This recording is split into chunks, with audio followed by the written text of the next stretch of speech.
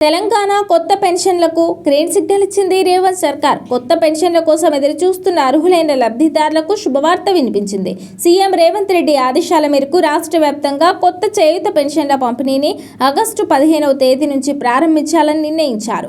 తొలి దశలో సుమారు 2.25 లక్షలకు పైగా అర్హులైన వారికి పెన్షన్లు మంజూరు చేసేందుకు సర్కార్ ఏర్పాట్లు పూర్తి చేస్తోంది. పెన్షన్ల పంపిణీ కార్యక్రమాన్ని హైదరాబాద్లో సీఎం రేవంత్ రెడ్డి అధికారికంగా ప్రారంభించనున్నారు.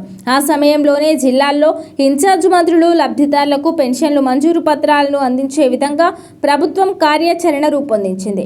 కార్యక్రమం సజావుగా సాగే విధంగా సంబంధిత శాఖలు ఇప్పటికే మార్గదర్శకాలను సిద్ధం చేశాయి. ప్రభుత్వ అంచనాల ప్రకారం ఈ దశలో 2,25,599 మంది కొత్త అర్హులైన లబ్ధిదారులు పింఛన్లు అందుకోనున్నారు. సామాజిక భద్రతను మరింత విస్తరించేందుకు ప్రభుత్వం ఈ నిర్ణయం తీసుకుందని అధికార వర్గాలు చెబుతున్నాయి.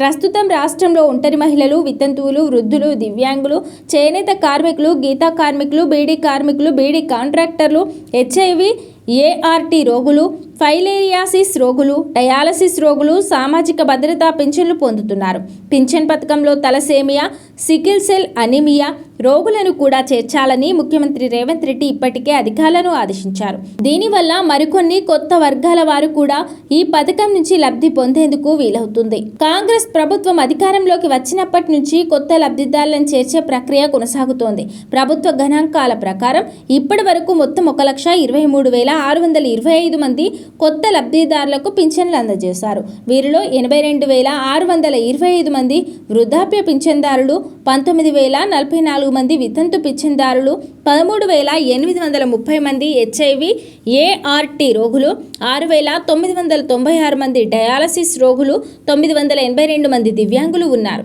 ఈ కొత్త ఉత్తర్వుల నేపథ్యంలో అర్హులైన లబ్ధిదారులను గుర్తించే ప్రక్రియను అధికారులు వేగవంతం చేశారు. ఇటీవల కులగణన, స్వయం సహాయక మహిళా సంఘాల నుండి అందిన సమాచారం ఆధారంగా లబ్ధిదారులను ఎంపిక చేస్తున్నారు. ఈ ప్రక్రియను గ్రామీణ పేదరిక నిర్మూలన సంఘం అధికారులు పర్యవేక్షిస్తున్నారు.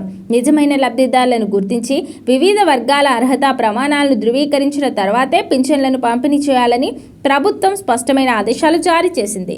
ఆగస్టు 15న ప్రారంభమయ్యే ఈ కార్యక్రమం వేలాది కుటుంబాలకు ఆర్థిక భద్రతను కల్పించడంతో పాటు సామాజిక భద్రతా పథకాలను విస్తరించడంలో ఇది మరో ముఖ్యమైన అడుగు అని కూడా ప్రభుత్వం భావిస్తోంది.